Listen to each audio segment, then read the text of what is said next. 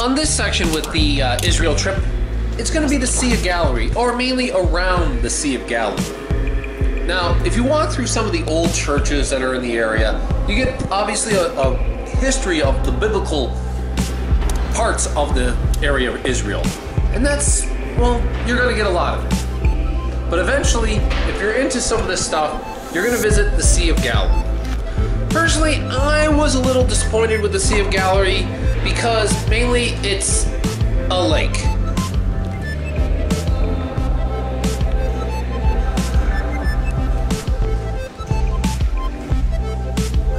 I mean, it's interesting to hear the stories about what's going on. Here you can see some ancient, actually Roman ships. They were able to fish out of the Sea of Galilee. Because again, remember the Romans used to be a lot around here.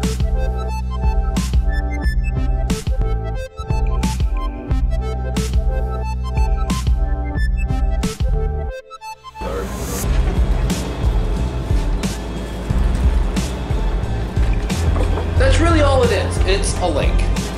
You can see a demonstration of how they used to fish. Just throw the net out, pull it back in. That was fishing back in those days. How long does it usually stay in?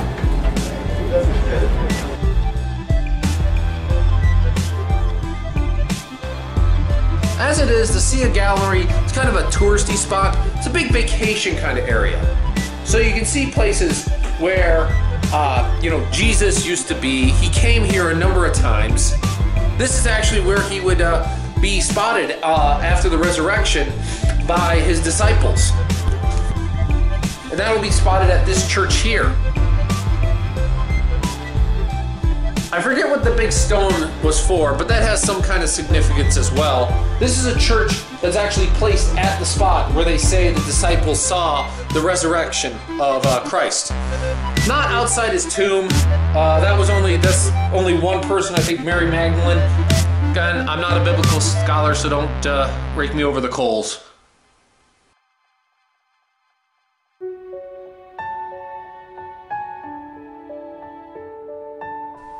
For anyone who's kind of a military buff, this here are the Golan Heights, which were defended during the, 3 days war or whatnot.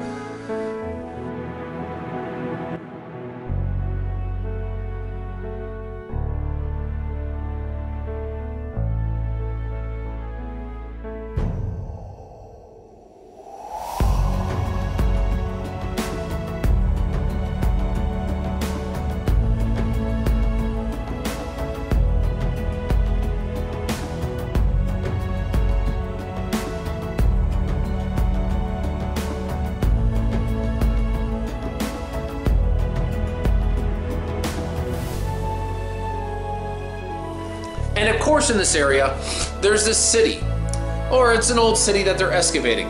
The thing about the city is that it's most assuredly a place where Jesus would have come and visit, because it's at the crossroads, a big kind of trading point of people who are actually moving further down south or going north. So it was actually quite wealthy in this area because of the amount of trade that kind of went through. And it even has an example of one of the earliest Christian churches. They know this because it had 8 sides. It wasn't a circle, it was an octagon. Now apparently 8 has some kind of significance or whatnot back in the ancient days, but in fact the age of the city itself goes well back before into the BC era. And it was founded years and years ago. In fact, probably once they get done going down to this level, it's probably built upon another town.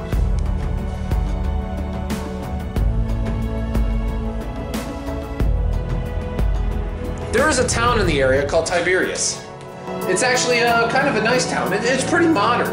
This is a nice area in the fact that they have a modern town which you can wander around. It's perfectly safe and kind of look around and see what's the town to be.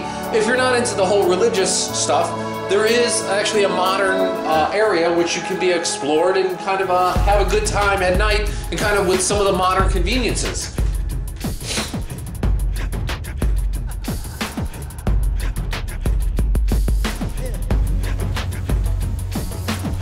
And as you can see here, there's a whole lot of just basically relaxation. There's a lot of areas where it's just right by the sea. This here happens to find another ground where it's also there's a church, which has some significance or whatnot. I wasn't really taking notes on all of it. But hey, it looks great to have lakeside real estate. And the Sea of Galilee kind of has that. I kind of wish I spent a little more time doing some more water sports than actually kind of seeing some of the religious sites. But, you know, you're in Israel, you kind of do the religious stuff. But more and more, if I ever go back, I'm going to spend a little more time on the recreational side of things.